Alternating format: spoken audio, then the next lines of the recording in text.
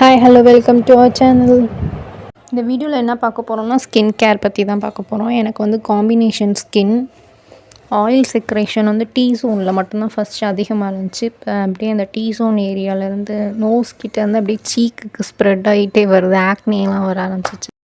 நான் என்ன யூஸ் பண்ணுறேன்னா கயோலின் க்ளே அதான் யூஸ் பண்ணுறேன்.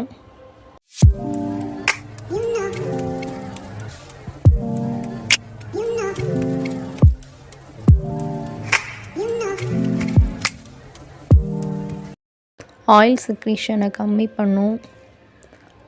ஆயில் செக்ரீஷன் கம்மியானாலே ஆக்னே இதெல்லாம் கொஞ்சம் கம்மியாயிடும். ஸோ அப்படியே இதை ஒரு பேக்காக போட்டுட்டு அதை வந்து 10 மினிட்ஸ் விட்டுட்டு அதுக்கப்புறமா வாஷ் பண்ணிவிட்டேன்.